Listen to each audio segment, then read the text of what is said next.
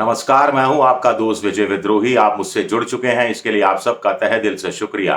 और अगले 7-8 मिनट में आपसे जुड़े रहने की कोशिश करूंगा। 3 सवाल हैं। पहला सवाल है कि क्या राहुल गांधी मोदी सरकार या एनडीए सरकार को गिराने जा रहे हैं? दूसरा सवाल है कि क्या राहुल गांधी को ये काम करना चाहिए या मोदी सरकार अपने ही बोझ तले एक दिन भरभरा कर गिर पड़ेगी और इस बात का इंतजार राहुल गांधी को करना चाहिए? तीसरा बड़ा सवाल है कि क्या राहुल गांधी की ये खामख्याली है, बीरबल की खिचड़ी बनाने जैसा है, और ये मोदी सरकार पूरे 5 साल जैसे तैसे चलती रहेगी, गठबंधन का धर्म निभाते हुए चलती रहेगी। कुल मिलाकर ये सारे मुद्दे राहुल गांधी ने ही छेड़ दिए हैं। राहुल गांधी ने दरअसल फाइनेंशियल टाइम्स अखबार को दिए एक इंटरव्यू में कुछ बातें कही हैं। उनका कहना है कि पूरा फ्रेजाइल हो गई है ये सरकार, यानी फ्रेजाइल यानी बहुत कमजोर हो गई है, कांच जैसी हो गई है। कांच कभी भी टूट सकता है, भरभरा कर कभी भी गिर सकता है। ऐसे ही ये सरकार की हालत हो रही है। और हल्का फुल्का छोटा मोटा इधर उधर कोई डिस्टरबेंस हुआ, अब डिस्टरबेंस पॉलिटिकली हो सकता है, कोई दूसरा हो सकता है, उससे ये सरकार गिर जाएगी। ड्रॉप द गवर्नमेंट, अंग्रेजी में उन्होंने इस शब्द का इस्तेमाल किया है। आगे वो कह रहे हैं, यहां नहीं रुकते, यहां तक रुकते तो भी गनीमत थी। आगे वो कह रहे हैं कि इंडिया गठबंधन के साथ एनडीए गठबंधन के कुछ पार्टनर बात कर रहे हैं, संपर्क में हैं। कौन किसके संपर्क में है, इस बात का खुलासा नहीं किया। क्या एनडीए के कुछ पार्टनर कांग्रेस के साथ संपर्क में हैं? क्या एनडीए के कुछ पार्टनर शरद पवार के साथ या स्टालिन के साथ या ममता बनर्जी के साथ या अखिलेश यादव के साथ या फिर बिहार में तेजस्वी यादव लालू के साथ संपर्क में हैं, उद्धव ठाकरे के साथ संपर्क में हैं? इसका कोई खुलासा नहीं किया। महाराष्ट्र में जरूर दावा किया जा रहा है उद्धव ठाकरे गुट की तरफ से कि एकनाथ शिंदे के 9 विधायक उनके संपर्क में हैं, जिसमें 2 मुंबई से, 2 नासिक से और 2 विदर्भ से, 1 जलगांव का बताया जा रहा है। शरद पवार के पोते ने भी दावा किया है कि 17-18 अजीत पवार के विधायक उनके संपर्क में हैं। लेकिन विधायकों से सरकार नहीं गिरने वाली, विधायकों से मोदी सरकार पर कोई फर्क नहीं पड़ता। फर्क पड़ता है सांसदों से, फर्क पड़ता है एनडीए के धड़े के टूटने से, एनडीए के किसी धड़े का साथ छोड़ने से मोदी का, और इंडिया गठबंधन के साथ आने से। यहां राहुल गांधी की बात इंपॉर्टेंट है। फाइनेंशियल टाइम्स में राहुल गांधी ने दावा किया है कि एक अलाई की एनडीए के एक पार्टनर की जरूरत है और सरकार भरभरा कर गिर पड़ेगी। इस समय सरकार टिकी हुई है, मोदी सरकार, बेसिक तौर पर 2 बड़े पार्टनरों पर। एक चंद्रबाबू नायडू हैं, पवन कल्याण के साथ मिलकर उनके 18 सांसद हैं, और एक नीतीश कुमार हैं जिनके 12 सांसद हैं। तो किसी एक अलाई के टूटने से क्या पार्टी 272 के नीचे एनडीए आ जाएगा? कागजों में तो लग नहीं रहा। और एक अलाई टूटकर इंडिया के साथ चला गया तो एनडीए बढ़कर 272 पहुंच जाएगी, कागजों में तो यह भी नहीं लग रहा साफ तौर पर। फिर राहुल गांधी क्यों कह रहे हैं? कुछ लोग कह रहे हैं ये सरकार कुल मिलाकर अपने अंतर विरोधों से उलझ कर रह जाएगी। कुछ लोग कह रहे हैं कि स्पीकर चुनाव भी अगर हल हो गया तो झारखंड, हरियाणा, महाराष्ट्र का विधानसभा चुनाव इंपॉर्टेंट रहेगा, वहां क्या स्थिति रहती है बीजेपी की।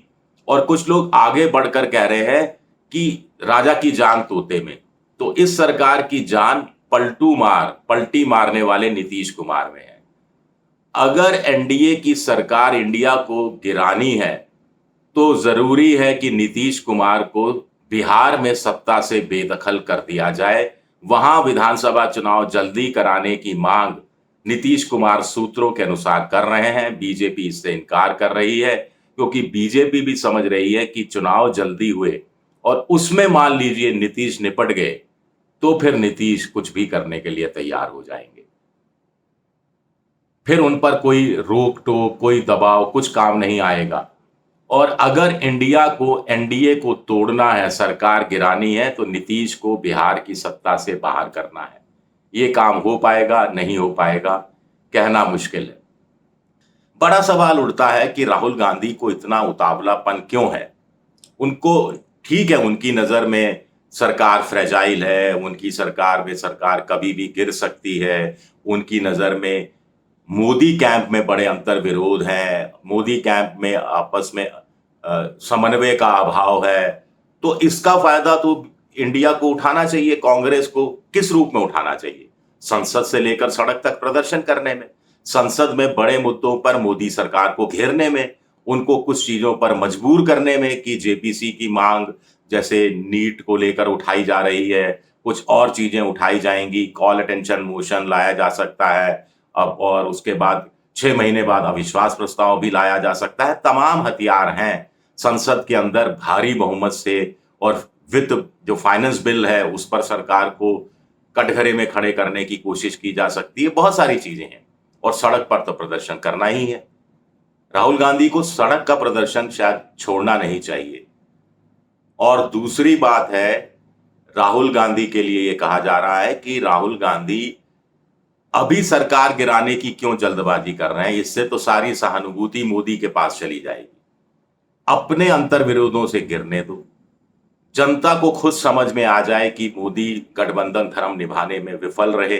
अगर विफल रहते हैं तो जनता को समझने दो कि मोदी पार्टियों को तोड़ने की कोशिश करते हैं।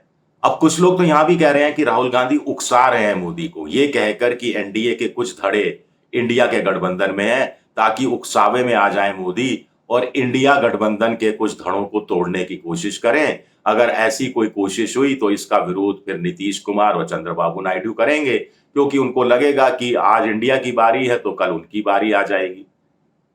क्या राहुल गांधी के इस सियासी जाल में मोदी जी फंस जाएंगे? मुझे लगता नहीं है।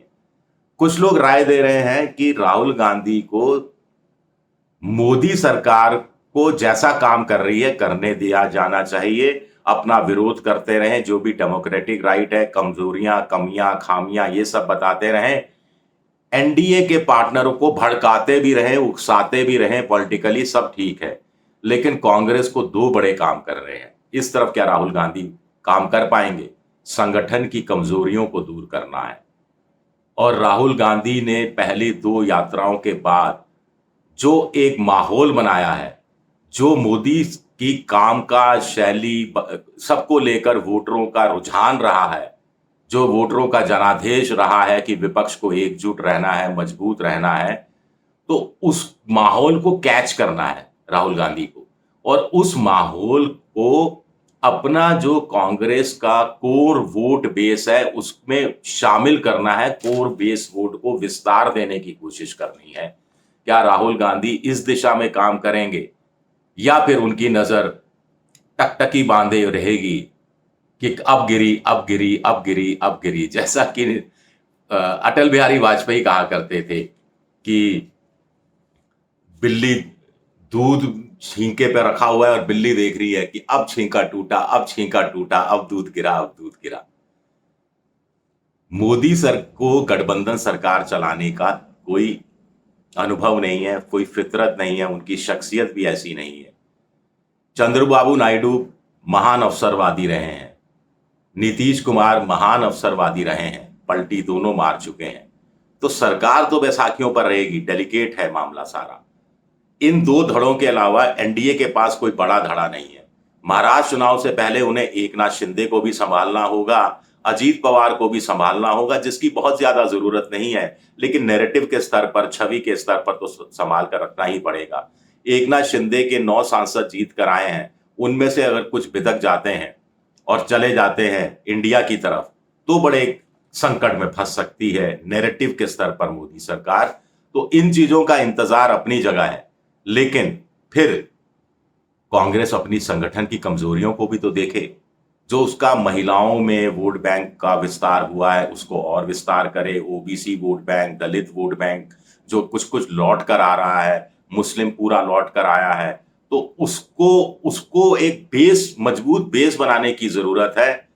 और अगर राहुल गांधी टकटकी बांध कर देख रहे हैं अब गिरी, अब गिरी, अब गिरी, तो मोदी जी भी टकटकी बांधे देख रहे हैं कि यह गठबंधन कब तक चलता है, कब तक चलता है। नायडू साहब की नई डिमांड क्या होती है, नीतीश जी की नई डिमांड क्या होती है। फिलहाल तो लोकसभा विधानसभा चुनाव जो 4 महीने में होंगे, राजस्थान, माफ कीजिएगा, झारखंड में, महाराष्ट्र में और हरियाणा में और जम्मू कश्मीर में, तब तक कुछ होने जाने वाला है नहीं। उसके बाद सेकंड राउंड आएगा, एक पड़ाव आएगा, तब देखा जाएगा। शुक्रिया मेरा ये वीडियो देखने के लिए। पसंद आए तो लाइक कीजिए, सब्सक्राइब कीजिए और शेयर जरूर कीजिए। शुक्रिया।